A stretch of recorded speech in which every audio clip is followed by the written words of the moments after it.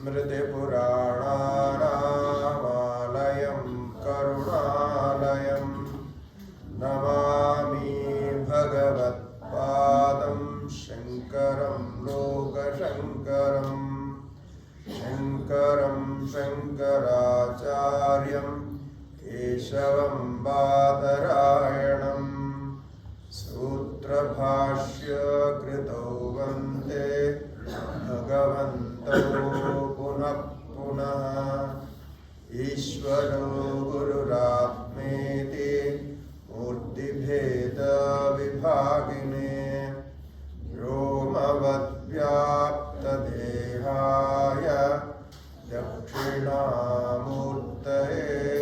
नमः। श्रीदक्षिणामूर्तये नमः।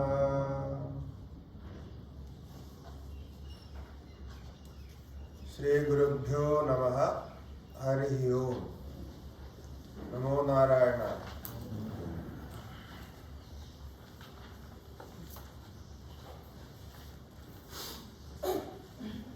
बृहदारण्यक उपनिषद के प्रथम अध्याय में चतुर्थ ब्राह्मण है, सृष्टि आदि सर्वरूपता ब्राह्मण, जिसमें दशम कंडिका में अहम ब्रह्मास्मि महावाक्य आता है। तो महावाक्य के चिंतन के पहले एक भूमिका के रूप में किस स्थिति में सृष्टि आदिकर्ता ब्रह्मा ने स्वयं को आत्म रूप से जाना था, यही प्रक्रिया चल रही थी। इसके पहले 8 मंत्रों का कल संक्षेप विचार किया था कि सबसे पहले आत्मा एक ही था और उस परमात्मा का एक आकार बना, ध्यान हेतु वो आकार है, तो पुरुषविध प्राप्त किया। फिर अकेला रहता हुआ भय उत्पन्न हो गया और भय के निवृत्ति के लिए स्वयं ही चिंतन किया कि मेरे से अलग कुछ हुआ ही नहीं तो मैं किससे डरता हूं। द्वितीयाद् वै भयं भवति। उसके बाद वैसे ही अकेला रहते हुए फिर स्वयं रमण नहीं किया, अकेले में रमण नहीं होता है, एकाकी न रमते एकाह। फिर उसके बाद द्वितीयमैच्छत्, दूसरे की इच्छा की और स्वयं को ही 2 भाग में विभक्त किया, स्त्री रूप में और पुरुष रूप में। फिर इस प्रकार समस्त प्राणियों में ऐसा स्त्री रूप पुरुष रूप 2 विभाग में संपूर्ण सृष्टि को बनाया। सृष्टि को बनाने के बाद उस परमात्मा ने स्वयं से सृष्टि को अलग नहीं जाना, तो मैं ही अहमेव सृष्टिरस्मि, मैं ही सृष्टि हूं, ऐसा उनका अनुभव हुआ। क्योंकि जो कुछ अभी सृजा गया है, सृष्टि में हुआ है, वो सब कुछ अपना ही स्वरूप है, अपने से ही निकला। इस प्रकार वो सृष्टि के साथ तादात्म्य हो गए। ऐसे सृष्टि के साथ तादात्म्य होना ही उस रूप में सर्वात्म भाव ऐसा माना जाता है। उसके बाद सृष्टि के विचार में ही अग्नि आदि देवताओं की सृष्टि और कर्म संबंधी सृष्टि को सूचित किया। तदुपरांत फिर नाम रूपों के विषय में, ये सृष्टि में अनेक प्रकार के नाम रूप है, नाम रूप का स्रोत क्या है, ये किस कारण से उत्पन्न होते हैं, उसके लिए कहा तद्धेदं तर्हि अव्याकृतम् आसीत्। तन्नाम रूपाभ्यामेव व्याक्रियता। एक अव्यक्त अवस्था है, जिस अवस्था का कोई नाम नहीं हो सकता, अनमैनिफेस्टेड स्टेट जिसको कह सकते हैं। अभी कुछ प्रकट ही हुआ नहीं। प्रकट होने की संभावना, प्रकट होने के बीज वहां विद्यमान है। तो जैसे वृक्ष आदि के बीज होते हैं, बीज को खोल करके देखने से उसके अंदर वृक्ष आदि कुछ दिखाई नहीं पड़ता, तो वृक्ष उसी से ही उत्पन्न होता है, किंतु बीज के अंदर अविद्यमान सा भासता है, इसी को अव्याकृत कहते हैं।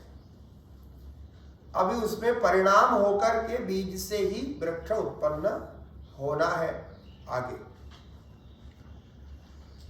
उसके बाद में कहा कि नाम रूपों को सृजन करने के बाद वही परमात्मा यहां प्रविष्ट हुआ, स एषा इह प्रविष्टः, ये मुख्य बात है। तो इसी कर्णिका में 7 और 8वें कर्णिका मिला करके विद्या सूत्र, सुरेश आचार्य जी ने तो 5 विद्या सूत्र यहां बताए। ये 5 विद्या सूत्र के द्वारा अब संपूर्ण वेदांत को एक समेट करके बोल सकते हैं, ऐसे ये विद्या सूत्र है।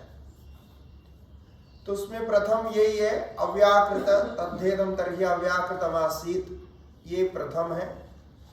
द्वितीय स एव इह प्रविष्टः, वही यहां प्रविष्ट हुआ, क्योंकि जब सृष्टि होती है तो उसमें सृष्टिकर्ता का स्वयं प्रवेश होता है, तो स्वयं सृष्टि को चलाते हैं। दूसरा जो है आत्मा इत्येव, तीसरा आत्मा इत्येव उपासिता, ये तीसरा सूत्र है। और 14 सूत्र है तदेदत् पदनीयमस्य सर्वस्य यदयम् आत्मा अनेन ह्येतत् सर्वं वेद, ये चतुर्थ सूत्र है।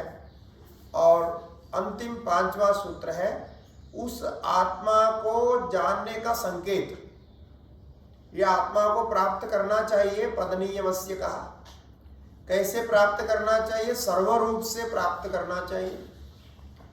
और वो आत्मा का अस्तित्व का ज्ञान आपको किस संकेत से मिलता है, ये बहुत महत्वपूर्ण है। यदि हमें कोई संकेत नहीं मिलता, कोई सूचना ही नहीं मिलती, कोई अनुभव ही नहीं होता, तो हम कदापि आत्मा को जान नहीं पाते। कि आत्मा को जानने के लिए उस तरह का कोई संकेत मिलना चाहिए। तो यहां वो संकेत है प्रिय, जो आपको सबसे प्रिय लगता है। सबसे प्रिय कौन सा है? वही आपका स्वरूप हो सकता है। और स्वरूप होने का अर्थ है जो हमेशा आपके साथ रहता है, किसी भी अवस्था में, किसी भी परिणति में उसमें कोई परिणाम नहीं होता,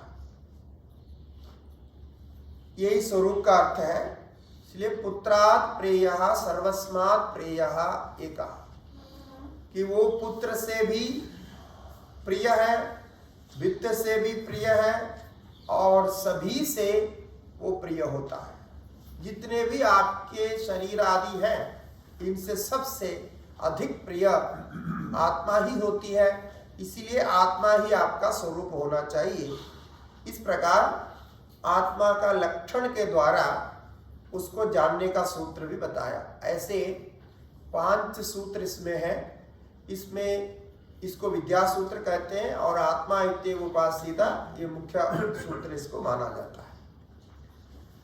तो यहां तक आत्मा के अलग अलग रूप बता करके एक प्रकार से भावना करने के लिए कहा, ध्यान करने के लिए कहा।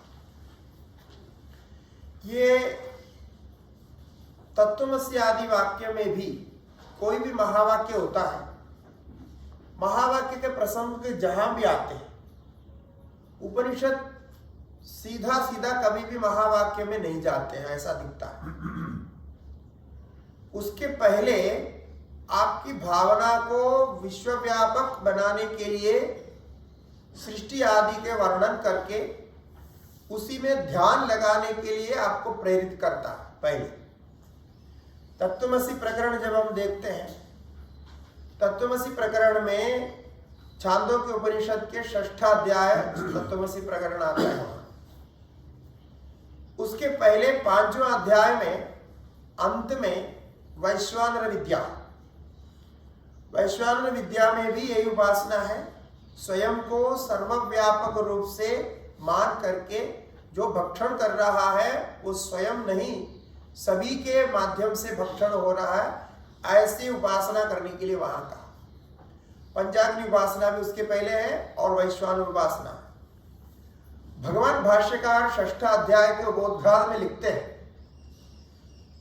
पहले ही बोलते हैं कि जो पूर्व में उपासना की है वो उपासना का परिणाम रूप से जो फल है उससे अधिक जो आगे की जो स्थिति है वो 6ठ अध्याय में चर्चा कर रहे हैं, ऐसे करके भाष्य में भी लिखते हैं।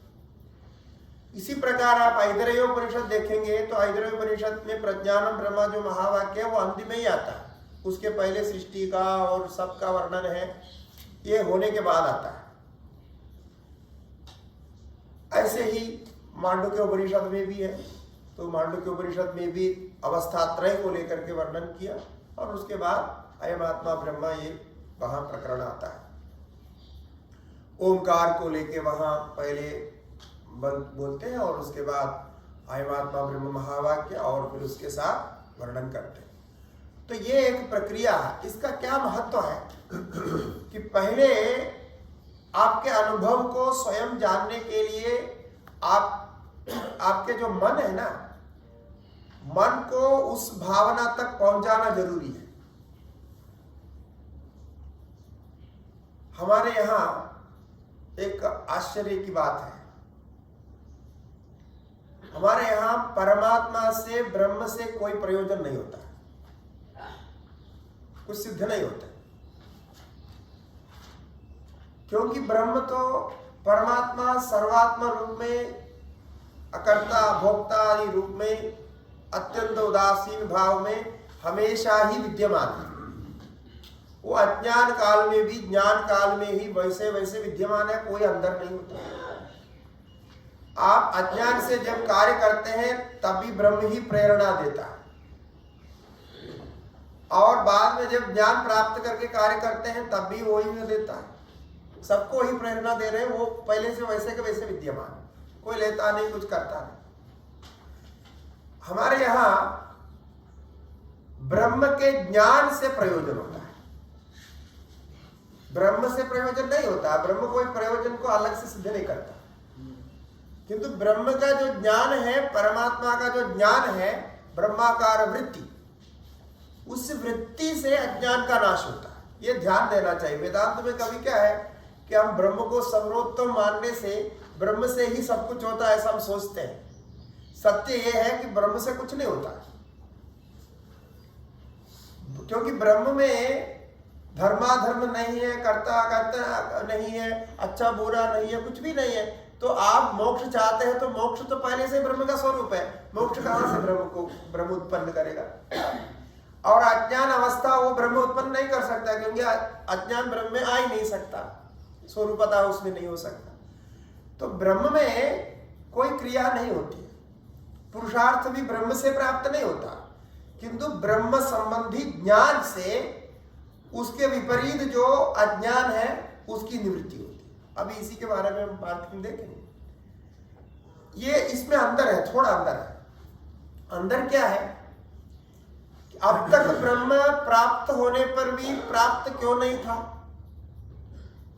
ब्रह्म तो प्राप्त है हमेशा आपके स्वरूप में, तो आप जब से बोध में आ गए, प्रतिबोध विदितम मदम, वो तो प्राप्ति है, किंतु कुछ प्रयोजन नहीं हुआ, क्योंकि ब्रह्म आपको प्राप्त होने पर भी, प्राप्त से प्राप्ति कहते हैं, प्राप्त होने पर भी उसके संबंध में ज्ञान अभी हुआ नहीं।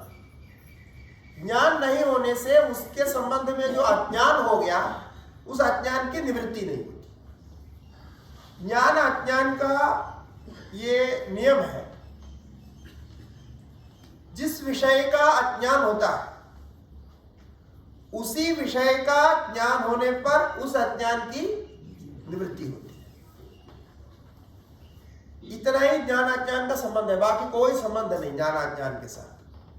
न ज्ञान अज्ञान को उत्पन्न करता है, न अज्ञान ज्ञान को उत्पन्न करता है, न ज्ञान अज्ञान को निवारित करते हैं बोलते हैं, वो कुछ भी नहीं होता है। खाली इतना ही संबंध है कि जिस विषय का अज्ञान आपको होता है उस विषय का ज्ञान होने पर वो निवृत्त होता है।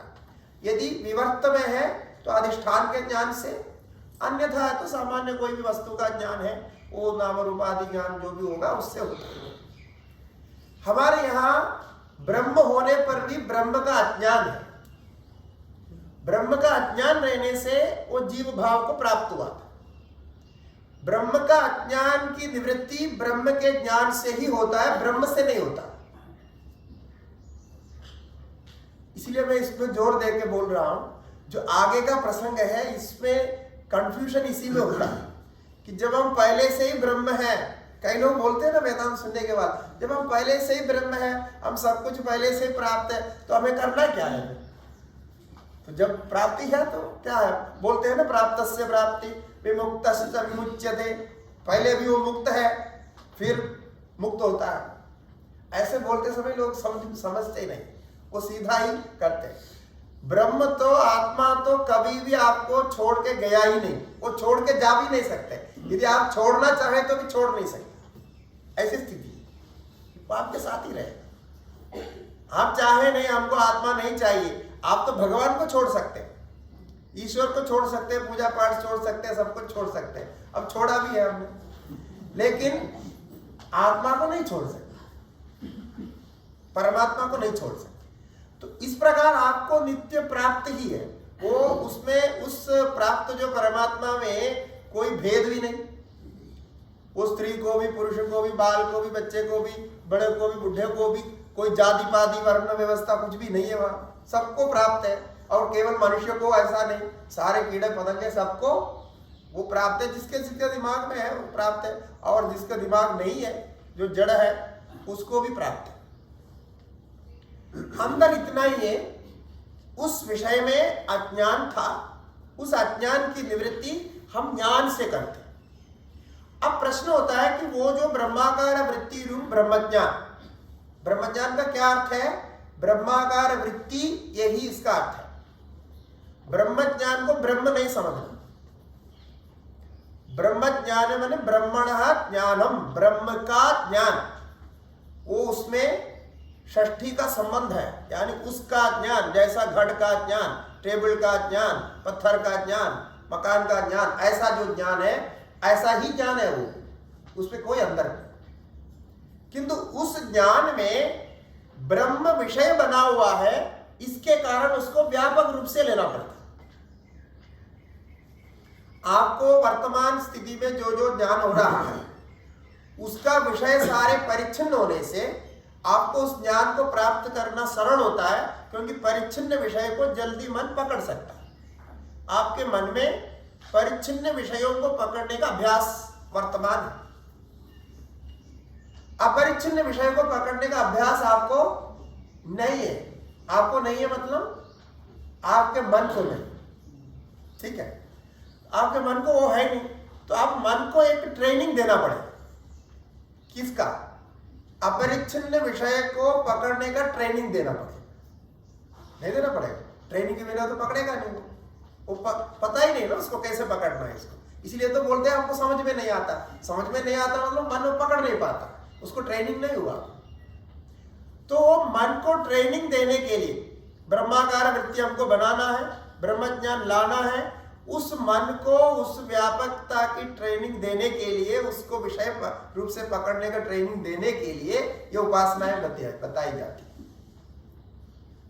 उपनिषद में जितनी भी उपासनाएं हैं उसका मूल उद्देश्य ये है कि आपके मन धीरे धीरे व्यापकता में चले जाए, विराट भाव में चला जाए, हिरण्यगर्भ भाव में चला जाए, जैसे यहां बताया।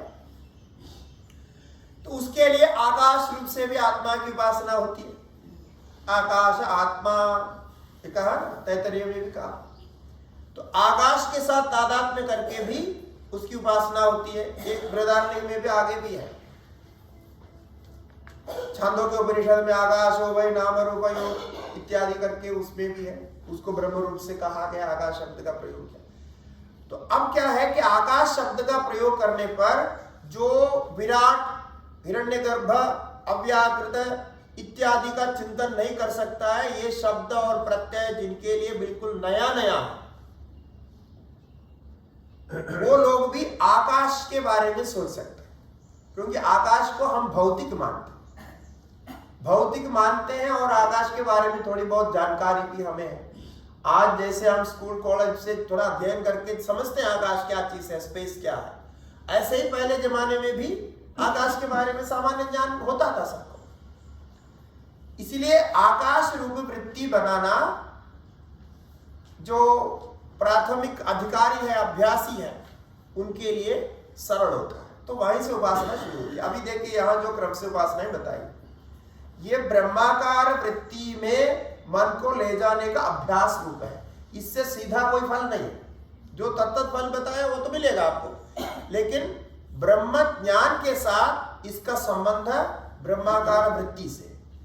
ब्रह्माकार वृत्ति बनाने के लिए इस प्रकार से मन को पहले व्यापक उपासनाओं में लगाना पड़ेगा। व्यापक उपासनाओं में क्या है कि पहले हम अलग मान करके उपासना करके फिर उसमें उसको छोड़ देंगे, जो द्वैत भाव को छोड़ देंगे।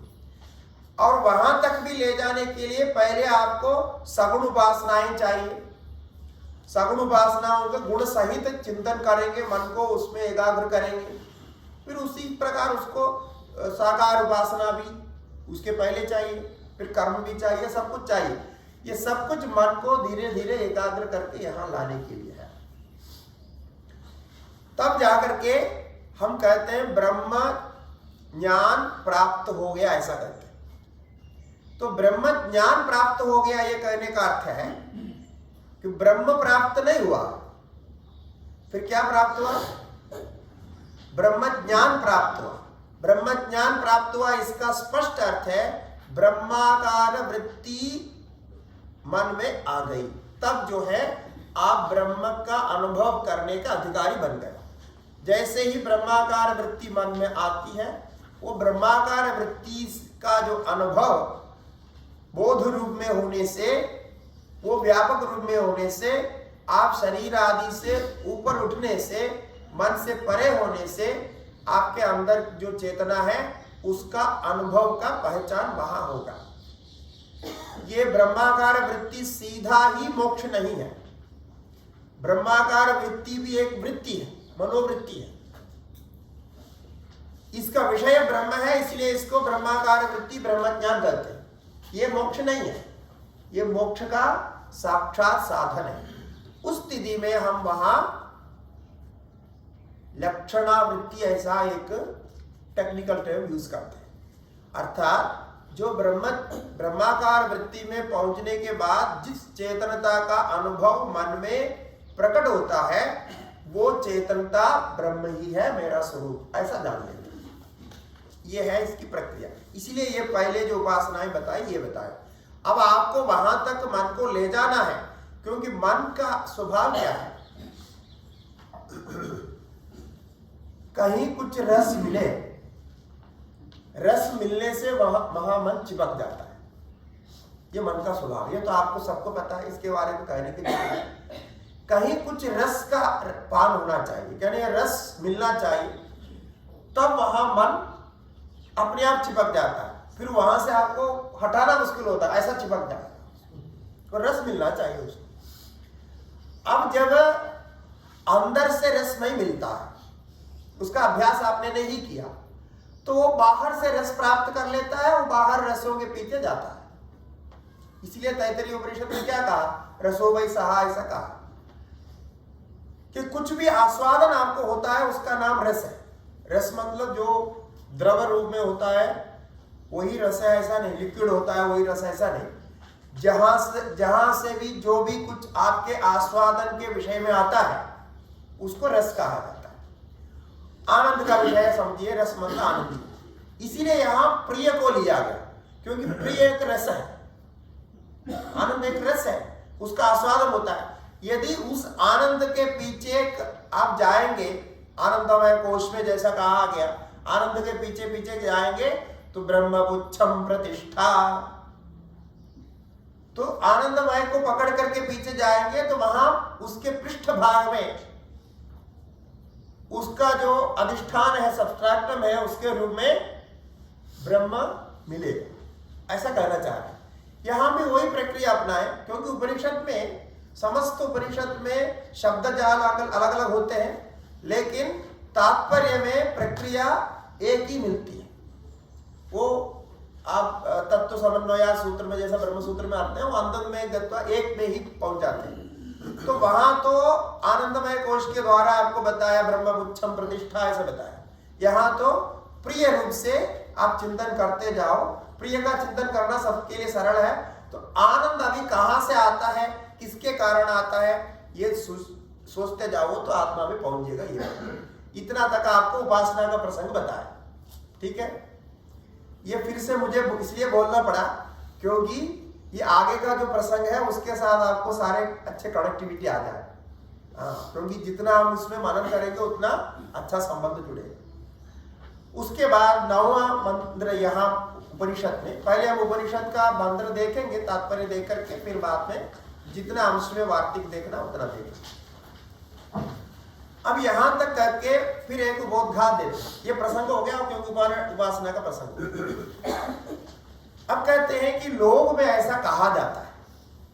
अब कौन कहते होंगे, हम लोग जैसे वेदांती लोग कहते हैं, और कौन है, सामान्य लोग तो इसके बारे में जानते हैं नहीं, कहते बोलते यदाहुर्यद ब्रह्म विद्यया सर्वं भविष्यन्तो मनुष्याः मन्यन्ते किमु तत् ब्रह्म वेद यस्मात् तत्सर्वम् अभवत् इति।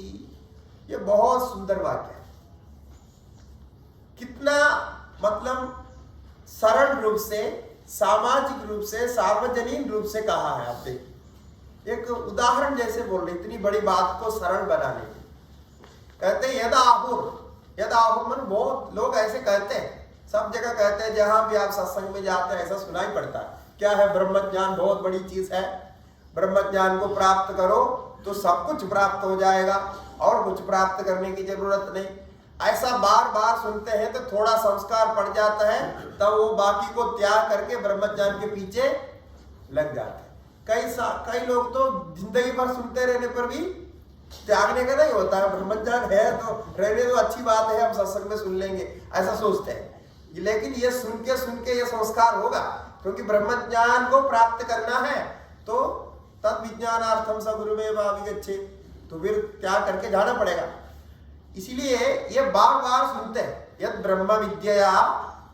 ऐसा क्या लोग मानते हैं, क्या सुनाते हैं लोग, बोलते हैं ब्रह्म विद्या सर्वं भविष्यन्ते मनुष्याः मन्यन्ते, कि ब्रह्म विद्या से तो सब कुछ हो जाता है।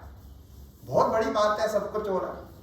हम थोड़ा बहुत होने के लिए भी कितना प्रयत्न करते हैं, जब सब कुछ हो सकता है, ऐसी विद्या है ब्रह्म विद्या।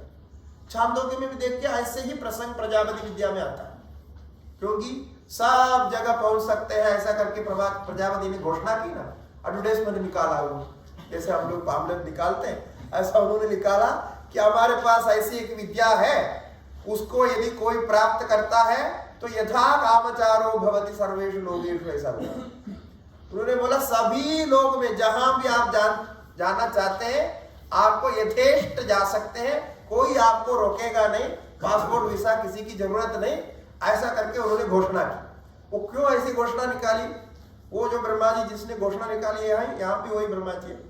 वहां देवता और असुर दो रहते, और देवता और असुरों की हमेशा बुद्धि दूसरे का आक्रमण करना, ज्यादा अपने राज्य, अपने क्या प्रभुत्व बढ़ाना, ये उनकी इच्छा रहती है। इसलिए उन्होंने उस प्रकार की घोषणा निकाली ताकि ये लोग वो सुन करके आ जाए। तो ऐसे फिर विरोचन इत्यादि वहां गए, आप कथा जानते हैं। तो प्रसंग वो भी है, माने सर्वभाव को प्राप्त करना सभी चाहते हैं, सर्वात्म भाव को प्राप्त करना सभी चाहते हैं। आप सोचते हैं हम तो ऐसा नहीं चाहते, लेकिन आप भी चाहते हैं, थोड़ा अलग प्रकार से, कि आप तो ये चाहते हैं कि सबके ऊपर मेरा शासन हो, ये आप चाहते हैं, ये आप चाहते हैं ना, ये सर्वात्म भाव का लक्षण है। सर्वात्म भाव के बारे में आपको पता नहीं, इसीलिए आप इतना चाहते हैं कि सबके ऊपर मेरा शासन है।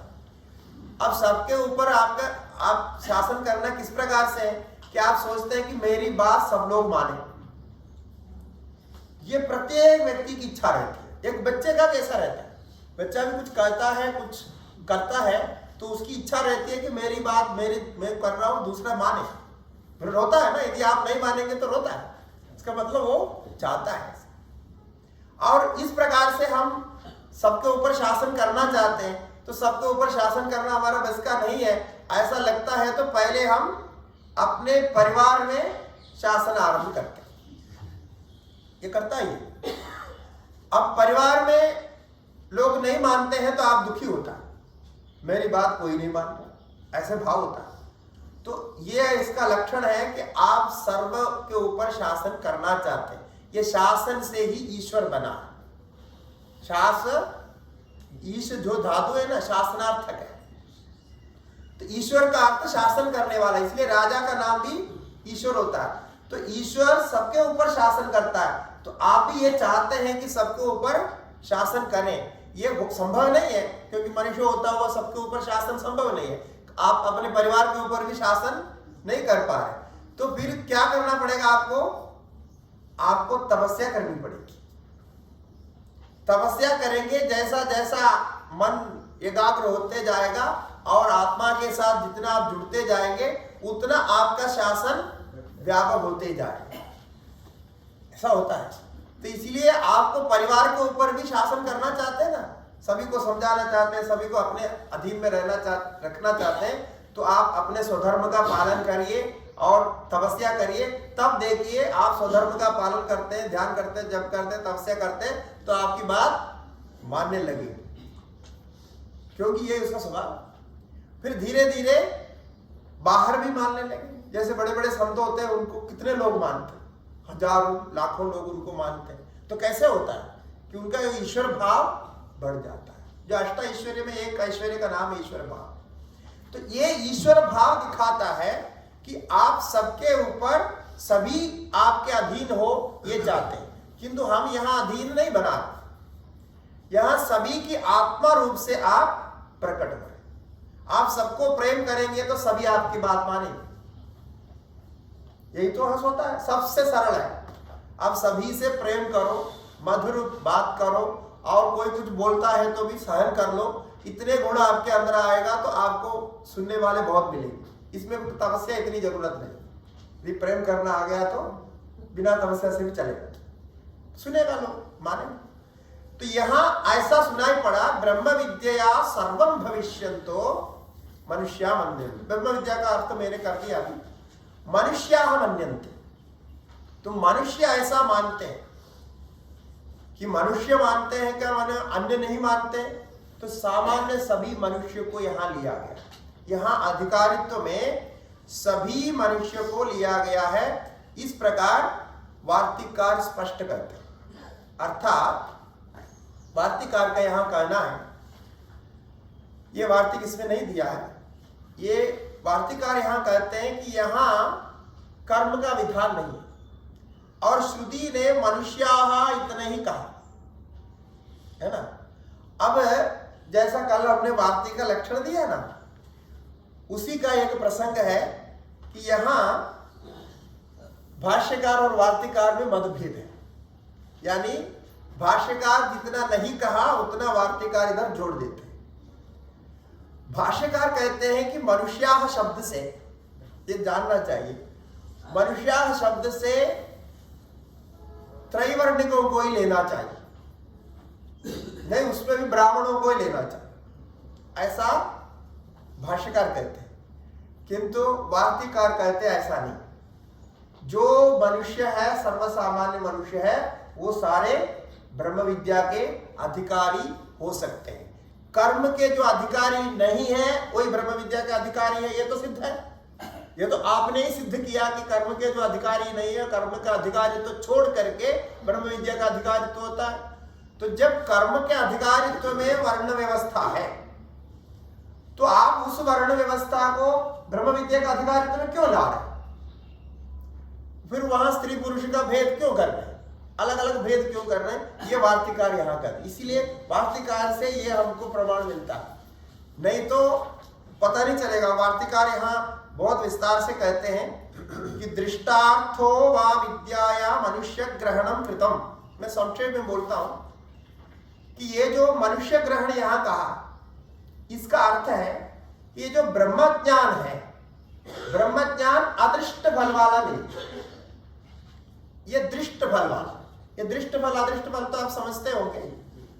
दृष्ट फल माने जिसका अनुष्ठान करने से फल यही प्राप्त होता है। जैसा भोजन करने से तृप्ति यही होती है, भोजन करने के बाद में 1 महीने के बाद तृप्ति होती है क्या? तृप्ति को वहीं के वहीं प्राप्त होती है, दृष्ट फल। और कुछ कर्म ऐसे हैं कि यहाँ करते हैं तो यहाँ फल नहीं मिलता, वो बाद में मिलता है। जैसा स्वर्ग आदि फल है जो बाहर का है, तो यहाँ नहीं मिलेगा, बाद में मिलेगा। तो जैसा आजकल आप इंश्योरेंस करते हैं ना, इंश्योरेंस पैसा भरते नहीं, तो जो इंश्योरेंस भरते हैं वो क्या है, अभी तुरंत नहीं मिलेगा। कई इंश्योरेंस ऐसे है कि आप मरने के बाद ही मिलता, तो इसका मतलब वो अदृष्ट है ना, आप उसको ले नहीं सकते। तो आप जब मर जाएंगे आपके साथी संबंधी जो भी होगा उसको मिलेगा। इस प्रकार इस समय हम प्रयत्न कर रहे हैं, इस समय कर्म कर रहे हैं, इस समय उसका फल नहीं मिलता। किंतु ब्रह्म विद्या क्या है, ये ध्यान रखिए, ब्रह्म विद्या अदृष्ट फल नहीं है, दृष्ट फल है, यानी उसका अनुभव वही क्यों वही होगा। इसीलिए इस दृष्टि से यहां मनुष्य ग्रहण किया, ये कह रहे हैं दृष्ट फल दिखाने के लिए किया। अब देखिए कैसे कैसे शब्द इसमें से खोलते हैं। तावन मात्रो अत्र अधिकारी यत्र न अग्निहोत्रादि अधिकारवत, स्पष्ट कहते हैं। इसलिए मनुष्य मात्र ब्रह्म विद्या के अधिकारी है, ये अग्निहोत्र आदि कर्म के समान विशेष अधिकारी यहाँ नहीं, सामान्य अधिकारी को लिया। ये बहुत बड़ा प्रमाण है हमारे लिए कि सभी मनुष्य ब्रह्म ज्ञान के लिए अधिकारी है। ये सुरेश्वर आचार्य जी कह रहे हैं। सुरेश्वर आचार्य जी स्वयं भाष्यकार के साक्षात शिष्य है। इतना ही नहीं, वो प्रकांड कट्टर कर्मांडी थे, वे कह रहे हैं ऐसा। तो इसका अर्थ है कि उनको बिल्कुल ब्रह्म ज्ञान प्राप्त हो गया है। उसके बिना ऐसा नहीं कह सकते। उनका पूर्व संस्कार के हिसाब से देखेंगे तो वो कट्टर कर्मकांडी थे, तभी तो उनके साथ साथ प्राप्त हुआ। तो कहते हैं तावत मात्र अधिकारी अत्र, यानी मनुष्य मात्र यहाँ अधिकारी, तो स्त्री पुरुष आदि का कोई भेद नहीं। न अग्निहोत्राधिकार, अग्निहोत्र अधिकार में जैसा होता है, अग्निहोत्र का अधिकार तो त्रैवर्णिकों का ही, वेद अध्ययन करने का अधिकार त्रैवर्णिकों का, शास्त्र उसी का विधान करता है। अग्निहोत्र का अधिकार आजकल त्रैवर्णिक होते हुए भी कौन कर रहा है? त्रैवर्णिक पूरे अधिकारी है, वेद पढ़ने के और अग्निहोत्र करने के, अग्नि आधान करके सब कुछ करने का अधिकारी है। लेकिन वो भी लोग छोड़ दिया, केवल अभी ब्राह्मणों को बोल दिया, और ब्राह्मण भी नहीं कर रहे हैं, ब्राह्मण भी सब छोड़ दिया है और अपना अपना काम कर रहे हैं। ये इसी ब्राह्मण के 1088 वार्तिक है। मैंने आप समझिए, इसी ब्राह्मण में इस प्रसंग तक 1000 ज्यादा वार्तिक है और है आज। तो इतना सारा हम ले नहीं सकते, इसलिए हमने संक्षिप्त में किया। ये तो आपको हो गया। उसके बाद कहते हैं वहां प्रत्यबुध्यदयो यस्तदिति च ऊर्ध्वं प्रवक्ष्यति नाद कर्माधिकार्यत्र दृष्टार्थत्वाद अपेक्षते। और कहते हैं यहां जो प्रत्यबुध्यदा आगे जाकर के सबका नाम लेता है, मनुष्य आदि का नाम लेकर के कहते हैं जो जो मनुष्य आदि, यहाँ यो यो देवानां प्रत्यबुध्यदा स एव तदभवत् तथा ऋषीणाम तथा मनुष्याणाम, ऐसा कहते हैं। इसी से यह स्पष्ट है कि जो जो इसको प्राप्त करेगा उसको वो होगा, क्योंकि देवता भी कर्म में अधिकारी नहीं। क्यों ऐसा देवताओं का नाम लिया? देवता कर्म में अधिकारी नहीं है, ये आपको पता होगा। देवता कर्मकांड नहीं कर सकते। कारण क्या है कि कर्मकांड करने के लिए जो अधिकारी होना चाहिए वो मनुष्य ही है। क्यों? मनुष्य से इधर देवता, देवता यद्यपि श्रेष्ठ है लेकिन देवता कर्म नहीं कर सकते। कारण क्या है कि अब इंद्र देवता स्वयं हो गया। अब इंद्र देवता कर्म करेगा तो इंद्राय स्वाहा ऐसा कर्म करेगा। अब स्वयं इंद्र है, इंद्राय स्वाहा करेंगे तो कैसे होगा? वो तो हो नहीं सकता क्योंकि देवता अंदर नहीं है वहां, इसलिए देवता कर्म नहीं कर सकता। इसी प्रकार जो गोत्र ऋषि है, प्रवर ऋषि है, गोत्र ऋषि, वे भी कर्म नहीं कर सकते, ऐसा मीमांसा में निश्चय किया। कारण क्या है कि ये कर्मकांड में एक गोत्र ऋषि वर्ण होता है, ऋषि वर्ण होता है, आश्रय कर्म होते हैं। वो आश्रय कर्म में वशिष्ठ आदि ऋषियों को आह्वान करते हैं और कर्म करते हैं। अब वशिष्ठ ऋषि जो गोत्र ऋषि हैं, कैसे अपने लिए वो आह्वान करेंगे, अपने लिए ऋषि वर्ण करेंगे, आश्रय कर्म कैसे करेंगे, वो तो हो नहीं सकता। इसीलिए ऋषि भी इसमें अधिकारी नहीं, तो दोनों को हटा दिया मीमांसा में, कर्मकांड में हटा दिया। तो ये दोनों कर्म में अधिकारी नहीं, किंतु वो जो कर्म में अधिकारी नहीं है उनको भी यहाँ उपनिषद ब्रह्म विद्या में अधिकारित्व देते हैं। ब्रह्म विद्या देवता ऋषि मनुष्य सब प्राप्त करते, ये भी वो तर्क देते हैं। इसके कारण जो कर्म में नादः कर्म अधिकार्यत्र, इसलिए कर्म के अधिकारी यहाँ गिनना नहीं, उस दृष्टि से नहीं देखना। दृष्टार्थत्वाद अपेक्षता, दृष्टार्थ होने के कारण कर्म में अधिकारी यहाँ नहीं आएगा।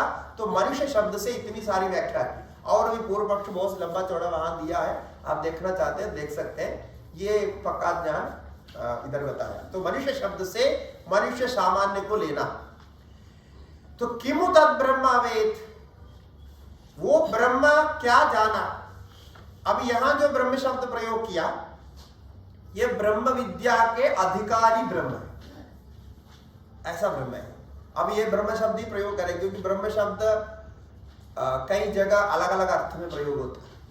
जैसे ब्रह्म शब्द का परमात्मा एक अर्थ है, दूसरा ब्रह्म शब्द का प्रकृति माया ऐसा भी अर्थ है, जैसे भगवत गीता में आया। और ब्रह्म शब्द का ब्राह्मण जाति ऐसे भी अर्थ है, ब्रह्म शब्द का विराट ऐसा अर्थ है, ब्रह्म शब्द का वेद ऐसा अर्थ है, हिरण्यगर्भ ऐसा अर्थ है, यहाँ प्रजापति ब्रह्मा ये भी अर्थ है, जो सृष्टि के आदि काल। ऐसा सृष्टि के आदि काल में उस ब्रह्म ने क्या जाना जिससे कि वो सर्वम अभवत, ऐसा प्रश्न किया। तब आगे कहते हैं ब्रह्म वा इदमग्र आसीत् तदात्मानमेवावेद अहम ब्रह्मास्मीति। अहम ब्रह्मास्मि वहां वाक्य आता है कि ब्रह्म वा इदमग्र आसीत्। पहले कहा कि सृष्टि के प्राक काल में ब्रह्मा अकेला ही था, तद आत्मानमेवावेद, उसने स्वयं को ही जाना। अब यहां वहां में अंदर देखिए, पहले भी ऐसी स्थिति थी, आत्मा आसीत, ये कहा सृष्टि प्राक आसीत ऐसा कहा, किंतु उस समय उसको क्या हुआ था, डर पैदा हुआ था, और उसके बाद फिर अकेला रमण नहीं किया इत्यादि बताया। वहां भी ऐसे ही बता करके वैसा बताया अव्याकृतम आसीत, किंतु अब यहां अलग बता रहे, क्योंकि ये प्रसंग उपासना का था पहले, अब ये प्रसंग ज्ञान का है। यहां ना उनको डर पैदा हुआ, ना उनको अकेले में कोई परेशानी हुई, किंतु वो ब्रह्म अकेला रह करके स्वयं को आत्मानं जाना। अब आपको भी अकेला रहना पड़ेगा इसके, क्योंकि यहां ब्रह्म अकेला रहा, इससे क्या संकेत मिलता है, ये आपको भी अकेला रहना पड़ेगा। अकेला रहने का क्या अर्थ होता है, एकांत में रहना। आजकल अकेला रहना कोई पसंद नहीं करते, जैसा कल कहा है, सब लोग जो है कोई सामूहिक रूप से रहना चाहते हैं, क्योंकि हमने सीख रखा है अपने एजुकेशन में, एक मनुष्य एक सामूहिक जीवी है, ऐसा सीख रखा, इसलिए समूह रूप से रहते हैं। फिर आपस में जो भी लेन देन करते हैं, फिर क्या क्या करते हैं, जैसा सब कुछ व्यवहार साथ में करते हैं, फिर झगड़ा करते हैं, जो भी करते हैं साथ में करते हैं, और ये साथ में रहने की जो है ऐसा सोचते हैं, तो अकेला में हम कैसे चलाएंगे सब, ऐसा सोचते हैं। और यहाँ तो इसके लिए तो साथ में रहने से होगा, क्योंकि जो ब्रह्मा जी ने जाना तो वो अकेला था, तो आपको भी अपने को अकेला करना पड़ेगा। तो आप बोलेंगे नहीं, ब्रह्मा जी तो आदिकाल में जब कुछ नहीं था तब अकेला होना पड़ा, तो अकेला रह गया होगा, अब हमारे साथ भी संबंधी हो सकते हैं, तो हम क्यों अकेला रहेंगे? नहीं, साथी संबंधी से होगा ही। हमारा जो 4 आश्रम है ना, 4 आश्रम में जो प्रथम आश्रम है ब्रह्मचर्य आश्रम, इसमें कहा गया कि आप ब्रह्मचर्य आश्रम में गुरुकुल में रहो, गुरु के साथ रहो, और गुरु भोजन करने के बाद भोजन करो, मतलब गुरु को भोजन खिला करके, भिक्षा ला के भोजन खिला करके करो। इसका मतलब ब्रह्मचर्य आश्रम में साथ में होता है। दूसरा गृहस्थ आश्रम तो साथ में है ही, तो विवाह करने तो साथ में हो। उसके बाद वानप्रस्थ, वानप्रस्थ में विकल्प दिया। वानप्रस्थ में पति पत्नी दोनों भी वानप्रस्थी हो सकते हैं, और अकेला भी जा सकता है। मतलब एक नहीं आना चाहता है तो उनको पुत्रों को सौंप करके वो स्वयं भी जा सकता है। लेकिन सन्यास में, यह शास्त्र में स्पष्ट कहा, सन्यास में अकेला ही होना चाहिए, ऐसा कहा। तो हमने कह रहे वो लिखा है, जहां विधान लिखा है ना, स्पष्ट लिखा है, एकलः एव स्यात्, यानी अकेला ही होना चाहिए। माने सन्यासी होकर के आप जो है सामूहिक साधन करेंगे, सामूहिक व्यवहार करेंगे, ये कोई सामूहिक ऐसा नहीं करना चाहिए। होने पर झगड़ा होता है, विवाद होता है, आपको परेशानी होगी, क्योंकि सन्यासी का जो साधन है वो वेदांत का साधन है, अकेला करने का साधन अब होगा। अब ये तो रहने दीजिए, तो शास्त्र ने ऐसा बताया, वहां अकेला बताया। दूसरा, अब आपको केवल अकेला रहने मात्र से होता नहीं है। अकेला आप एक कमरे में रहे, किसी के साथ मिले जुले नहीं, इतने से ब्रह्मज्ञान होगा, ऐसा नहीं, उतने योग्यता नहीं। उसके बाद आपको अपने शरीर से भी अलग करना पड़ेगा, मन से भी अलग करना पड़ेगा, वासनाओं से भी अलग करना पड़ेगा। ऐसे धीरे धीरे एकाग्रता करते करते अत्यंत जब एकाग्रता में होंगे तब आप असली में अकेले होंगे। नहीं तो हमारे शिवजी जो है ना, शिवजी भी आप ध्यान करते हैं, आप देखा होगा शिवजी के फोटो देखा होगा, शिवजी ध्यान करने वाले, तपस्या करने वाले, लेकिन पूरा परिवार उनके चारों तरफ है। पार्वती जी है, वो गणेश जी हैं, कार्तिकेय हैं, सभी है, परिवार है, उनके वाहन है, सब कुछ है, लेकिन सारे परिवार साथ में होने पर भी वो एकांत नहीं रहते। ऐसा यदि आपको सिद्धि प्राप्त है तो तब कर सकते, मैंने सब लोग सब तो अकेला में रह सकता है, तो तब हो सकता है, वो साधारण सामान्य नहीं है। इसीलिए कहा कि एक ही उन्होंने जाना, और ऐसे एकांत में रह करके, एक ही अकेला रह करके अपने को जाना। आत्मानमेव अवेद, अभी भी हम अपने को जान रहे हैं, क्योंकि अपने को हम नाम रूप आदि सहित जान रहे हैं, लेकिन यहां अहम ब्रह्मास्मि ऐसा जान। इसलिए यह पक्का शुद्ध वेदांत का विचार है, या कोई दूसरा विशेषण कुछ लगाया, अहम ब्रह्म अस्मि। तो इसमें जो 3 पद है, अब ये 3 पद के बारे में हम विचार करेंगे। तो पहले जो अहम शब्द होता है, यह अहम शब्द कैसे बनता है? अहम शब्द संस्कृत में मैं, इसके लिए प्रयोग होता है। ये इसका जो प्रातिपदिक मूल शब्द है उसका नाम है अस्मत् शब्द। अस्मत् शब्द है। अस्मत् शब्द अस धातु से मतिक प्रत्यय करके बनाते हैं। अस्मत्, ये मतिक प्रत्यय है उणादिकरण का, तो उसमें अस भी है, अस धातु है, और मतिक प्रत्यय। अस धातु का अर्थ क्या होता है? जो अस धातु संस्कृत में होता है, इसलिए मैं बोल रहा हूं, जो लोग इसको जानेंगे तो इसमें एक रहस्य है, ये अहम शब्द में। तो ये तो संस्कृत में सर्वनाम के रूप में प्रयोग होता है, प्रोनाउन के रूप में प्रयोग होता है अस्मत् शब्द। और एक अव्यय अहम शब्द भी है, उसको बाद में अव्यय बनाया जाता है। लेकिन ये अस धातु का जो अर्थ है ना, अस सत्तायाम होता है, यानी सत्ता के रूप में, सत्ता इसका अर्थ होता है। सत्ता यानी अस्तित्व, एक्सिस्टेंस। गुजराती में क्या बोलते हैं? होऊ, है ना? हाँ, होऊ है। तो ये, क्योंकि अस्तित्व, एक्सिस्टेंस को भी स्पष्ट जानना पड़ता है क्या है। तो अस धातु का अर्थ हो गया अस्तित्व मात्र, सत्ता मात्र हो। उसमें जो मदिक प्रत्यय लगाया वो तो प्रत्यय शब्द बनाने के लिए लगाया, उसका कोई विशेष अर्थ नहीं। इसका अर्थ होगा कि जो अस्तित्व वाला है वो हो गया अहम। उसका प्रथम एकवचन में, अस्मत् शब्द का प्रथम एकवचन में अहम शब्द बनता है। अहम, आवाम, वयम, ये इसका रूप होता है। तो अहम शब्द से ये होगा कि जैसा पहले उन्होंने कहा था ना कि वो अकेला था, अहम इति व्याहरत, ऐसा बोला था ना पहले शुरू में, कि उसने मैं ऐसा करके अनुभव किया। तो जब आप अकेला होते हैं उस समय आपका अनुभव सत्ता मात्र में ही सीमित रहता है। आप अपने सारे विशेषणों को हटाएंगे, सारे एडजेक्टिव को, एक्टिविटीज को हटाएंगे, तो आप में केवल सत्ता मात्र शेष रहेगा।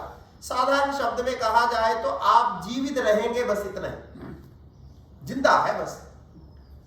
मैं जिंदा हूं, इतने मात्र का अनुभव होता है। क्या हम इतने मात्र का अनुभव से संतुष्ट हैं? कि हम जिंदा हैं, मैं जिंदा हूं, इतने मात्र के अनुभव से, इतने मात्र ज्ञान से हम संतुष्ट है क्या? नहीं है। यद्यपि आपका अस्तित्व इतना ही है, आप हो क्या कि आप जिंदा हो, बस यही तो है, और क्या है। तो आप जिंदा हो, इतने ही आपके असली अस्तित्व है।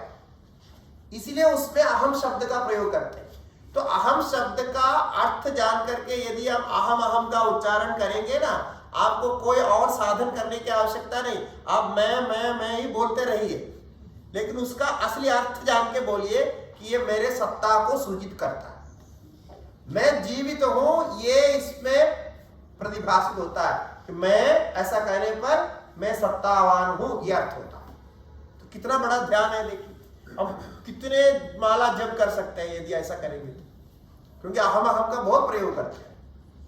हाँ, कम से कम दिन में तो 1000 बार तो हो ही जाता हो। तो इतनी माला हो जाएगी यदि हम शब्द को ध्यान से सुनेंगे तो। यही तो सोहम करके जो मंत्र का जप होता है, साधु लोग जप करते हैं, सोहम शब्द का प्रयोग करते हैं। तो ये उसका अर्थ हुई। तो वो अहम को जानेंगे, वो अहम को ब्रह्म रूप से जान। तो हम इस अहम को पकड़ के उस अहम में पहुंच सकते हैं। अभी हमारे पास 2 अहम हो जाते हैं।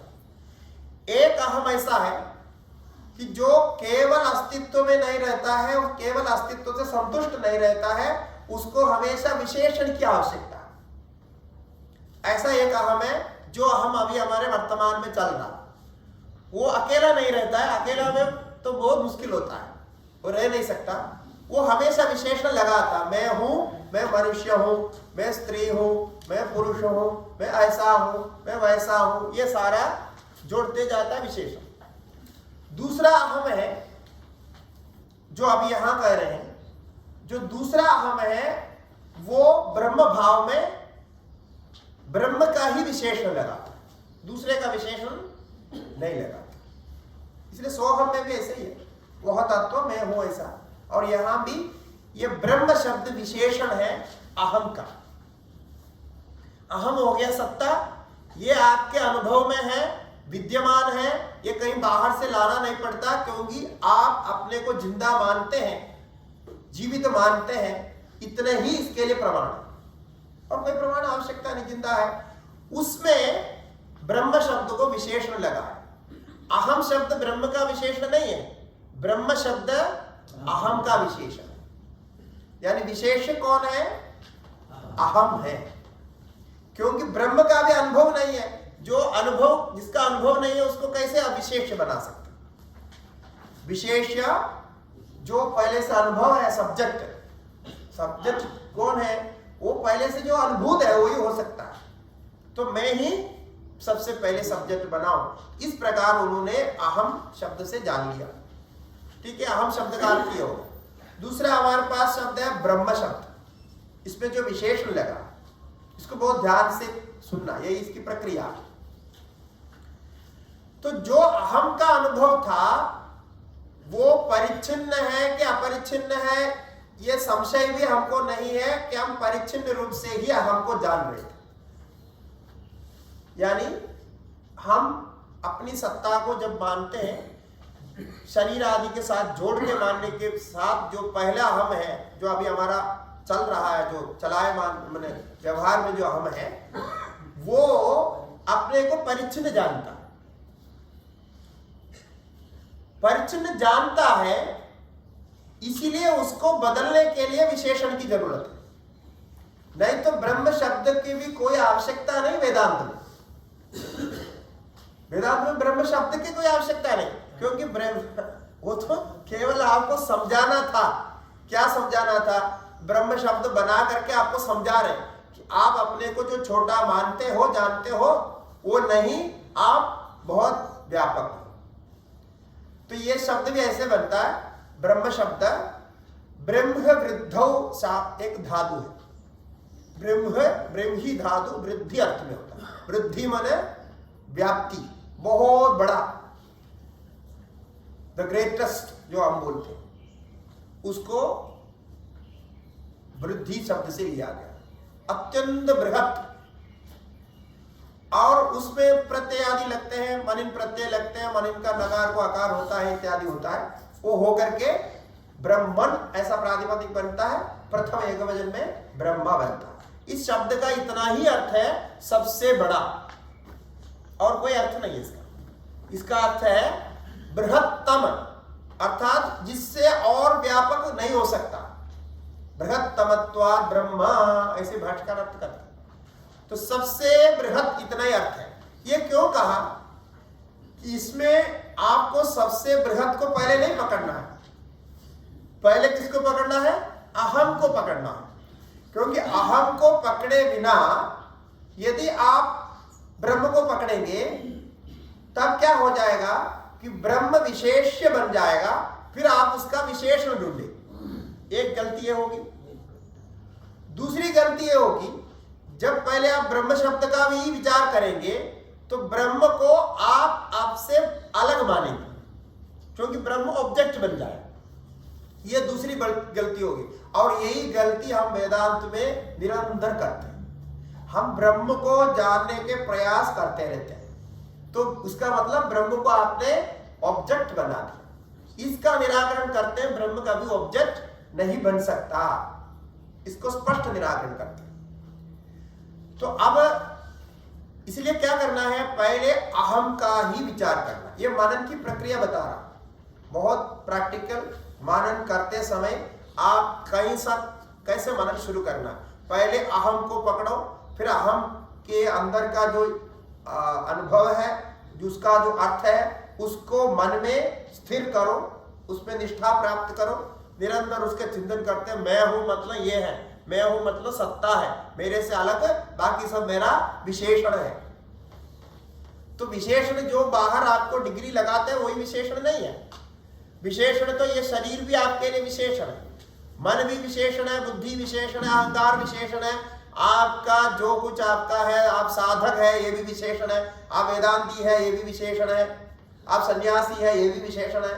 सब विशेषण, सारे को हटा के देखो। सब अन्नमय प्राणमय इत्यादि कोश बताया, वो प्रक्रिया ले लो, कोई भी प्रक्रिया भी है, वही प्रक्रिया है। सब हटा करके अहम के जो सत्ता भाव है, अस्तित्व मात्र भाव है, उसको जानो, उसको जान के समझ लो। वो सत्ता माने उसके साथ चित्त आनंद भी आता है, लेकिन इस समय हम सत्ता को पकड़ करके भी जा सकते। तो ये ब्रह्म इसका विशेषण बन गया, और अहम और ब्रह्म शब्द का विशेष विशेषण भाव संबंधी इस प्रकार हो गया। उसके बाद वो विशेषण विशेष भाव में तादात्म्य दिखाने के लिए अस्मि पद का प्रयोग किया। क्यों ऐसा किया?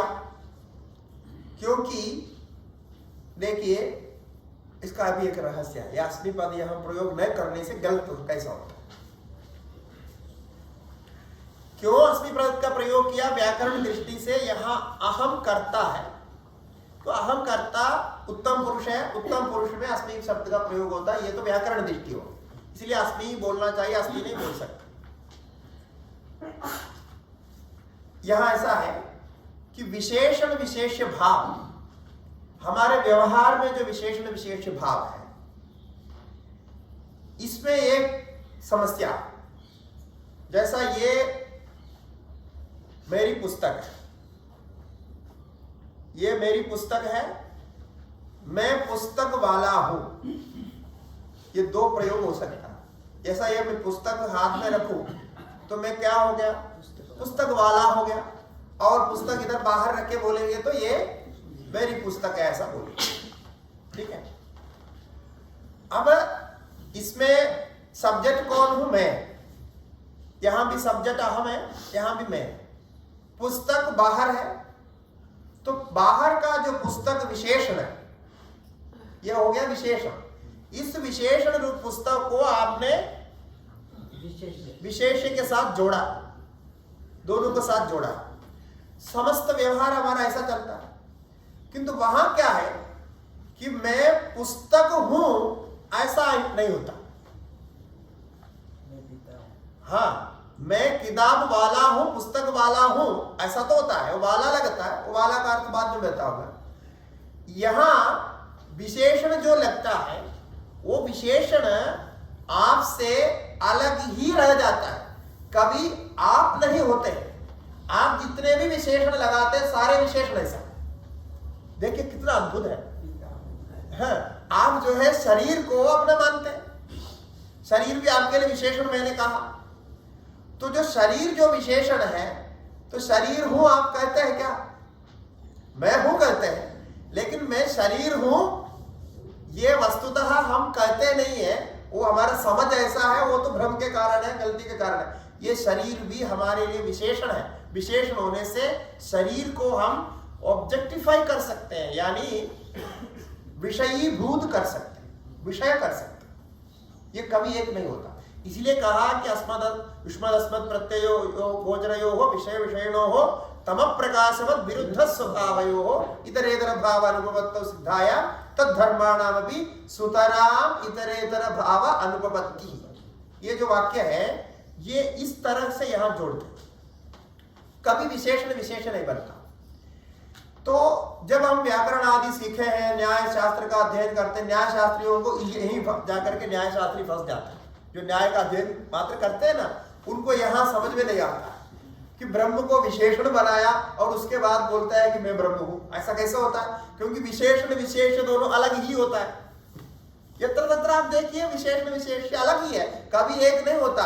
तो मेरी पुस्तक है कहना और मैं पुस्तक हूं ऐसे कहना, दोनों में अंतर है। वो कभी नहीं कह सकते आप मैं पुस्तक हूं। आपके अपने परिवार लोगों के साथ बहुत मित्रता है, बहुत निकटता है, तभी पति नहीं कहता मैं पत्नी हूं, या पत्नी का नाम लेकर के कहता नहीं, न पत्नी कहती है कि पति का नाम लेकर के। ऐसा कितने भी मित्रता हो तभी नहीं कहते। यदि ऐसा कहेंगे तो समझिए कल से आप ऐसा व्यवहार करना शुरू कर दिया तो लोग आपको पागल कहेंगे। ये हो गया, आपको पहले ठीक ठाक था, वो वेदांत सुनने गया श्रुति मंदिर में, तब से जाकर के वो पता नहीं क्या क्या बोलता है, तो ऐसा लोग बोलने लगेंगे, फिर पागल बोल लगेंगे।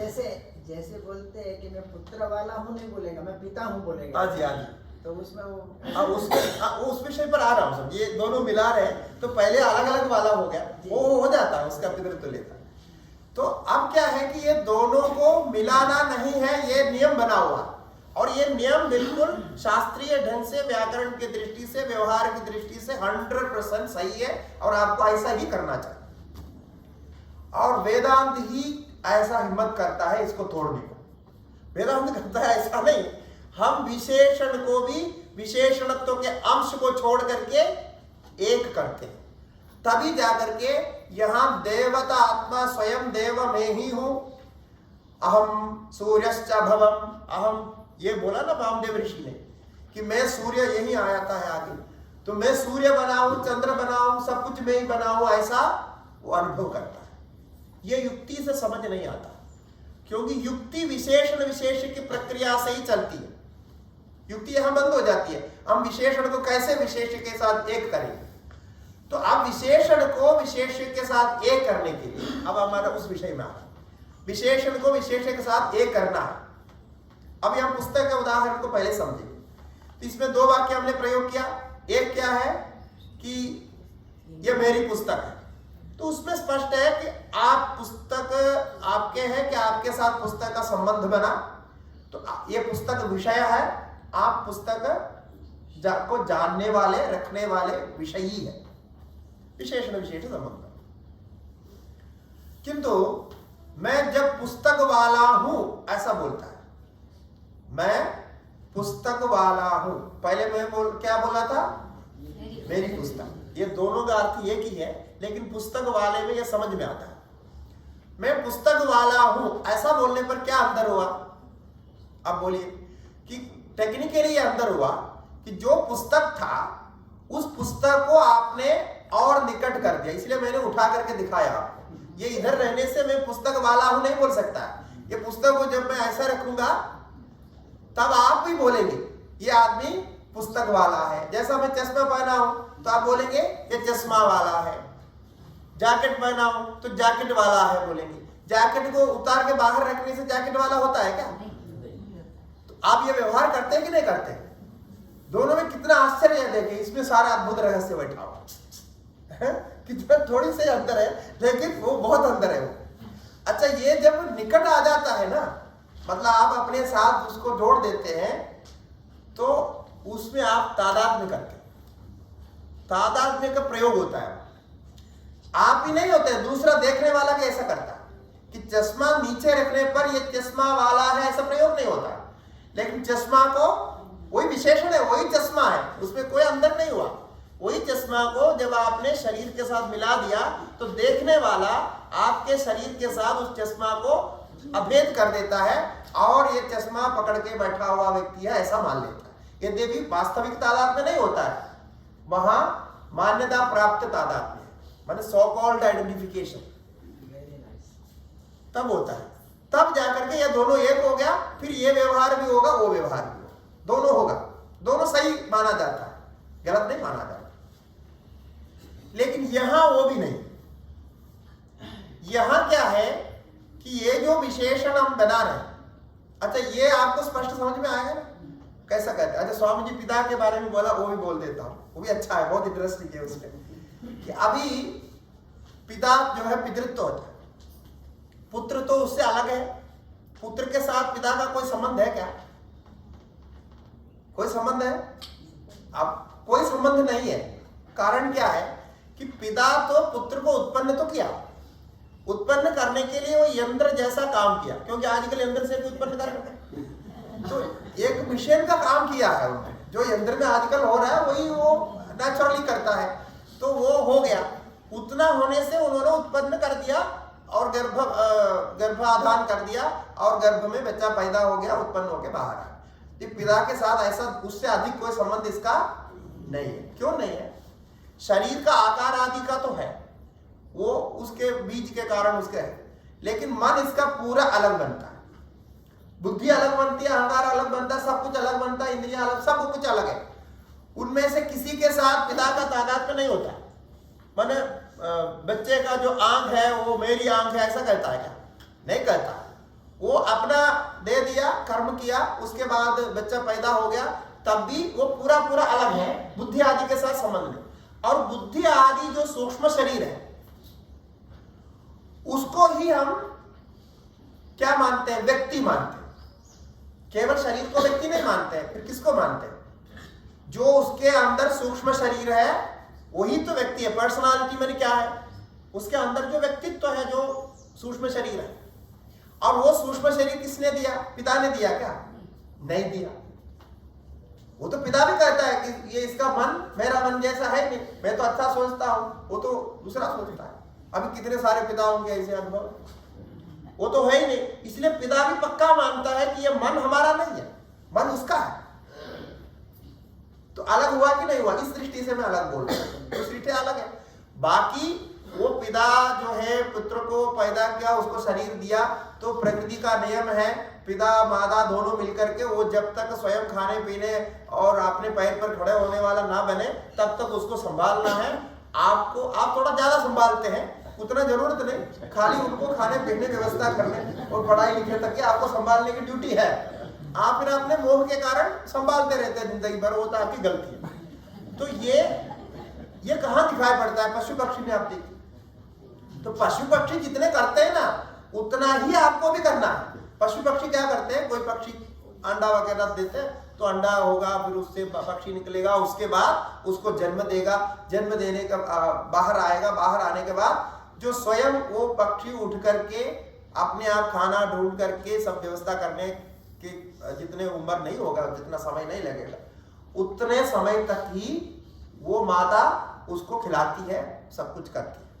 उसके बाद नहीं करती, उसके बाद वो आ गया तो उसको भगा देता है, जाओ अपना ढूंढो, अभी कौन अब करने वाला, ऐसा करके वो भगा देता है। वास्तव में आपको भी ऐसा ही करना चाहिए, ऐसा करेंगे ना वो अच्छा होता है, वो बहुत हितकर है।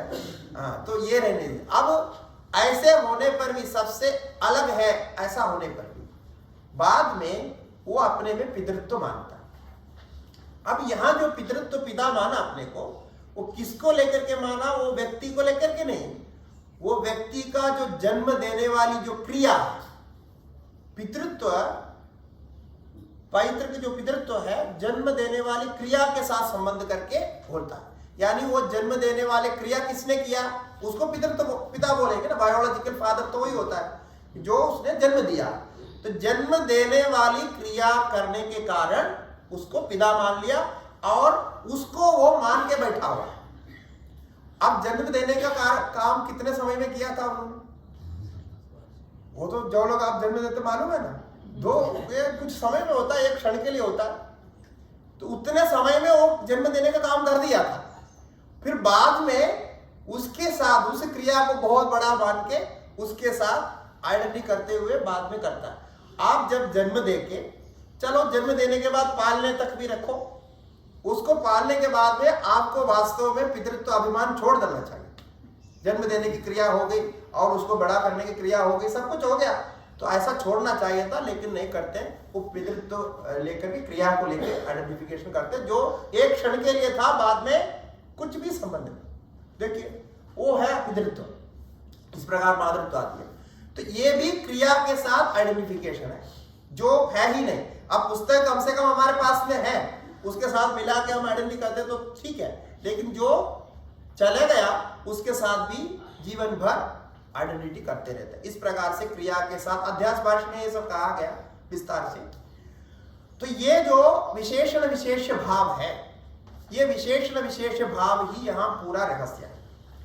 यहाँ जो विशेषण विशेष भाव है उसमें जैसा हमने कहा, ये तादात्म्य पास में आने पर होता है, दो वाक्य का प्रयोग होता है, या याद रखना, इदम पुस्तकम संस्कृत में हम कहते हैं, माने यह पुस्तक, और मैं ये मेरी पुस्तक। पहले यह पुस्तक ज्ञान, उसके बाद ये मेरी पुस्तक ऐसा ज्ञान, फिर उसके बाद मैं पुस्तक वाला हूं ऐसा ज्ञान। तीन ज्ञान है, इसमें दो ज्ञान विशेषण विशेष भाव से, ये मेरी पुस्तक और मैं पुस्तक वाला हूं। इसमें बाहर जो आपसे अलग देखते हैं तो वो होता है मेरी पुस्तक, और पुस्तक जब निकट होता है, आप पुस्तक को अपने साथ मानते हैं, तब पुस्तक वाला ऐसा आपको विशेषण लोग देते हैं। मतलब लोगों को भी ऐसा दिखाई पड़ता है, केवल आप करते हैं ऐसी बात नहीं, स्वयं सबको दिखाई पड़ता है। किंतु ये विशेषण विशेष भाव भी यहाँ अहम ब्रह्मास्मि में या अथवा तत्त्वमसि में, प्रज्ञान ब्रह्म में, जहां भी हो, ये ऐसा विशेषण विशेष भाव नहीं। ये यहाँ विशेषण विशेष भाव स्वरूप दत्त तादात्म्य संबंध से, यानी स्वरूप भूत तादात्म्य संबंध से। ये क्यों कहना पड़ रहा है हमको? क्योंकि तादात्म्य संबंध बोलने पर बाहर का होता है। ये स्वरूप भूत बोलने पर आपका स्वरूप वैसा ही था, आपने उसको अलग मान लिया, अलग मान करके आप मान रहे हैं, इसीलिए ब्रह्म को विशेषण बना। आप अलग हैं, वो अलग है, इसलिए विशेषण भाव नहीं है। आप अलग मान रहे हैं, इसीलिए मान्यता के कारण ब्रह्मत्व विशेषण बनाया, जो कि बनाने की जरूरत नहीं है, क्योंकि ये जो तादात्म्य है, ब्रह्म का जो स्वरूप है, आपका स्वरूप है, दोनों एक है। ये अब पुस्तक का स्वरूप मेरा स्वरूप एक है क्या? कभी नहीं है। तो जो स्वरूप में एक नहीं है उसको जब हम मानते हैं वहां ठीक है, वो वाला बोल सकते हैं। लेकिन यहां ब्रह्म का स्वरूप और आत्मा का स्वरूप स्वरूपतः सच्चिदानंद रूप से एक है, यही वेदांत लक्षण प्रक्रिया से सिद्ध करते तत्वमसि आदि वाक्य। तब क्या है कि विशेषण अंश में जो विशेषण अंश के जितने विरुद्ध अंश है उसको छोड़ दिया जाता है, स्वरूप अंश को लिया जाता है। तो स्वरूप अंश में जहां जहां एकत्व होगा वहां वहां विशेषण विशेष अंश केवल प्रक्रिया की दृष्टि से होते हैं, अर्थात आपको समझाने के लिए होते हैं, वस्तुतः नहीं होते। विशेषण अंश का विशेषणत्व भी छोड़ा जाता है और विशेष अंश का विशेषत्व भी छोड़ा जाता है, क्योंकि विशेषण विशेष का कोई वहां संबंध नहीं। ये केवल एक ही जगह होता है।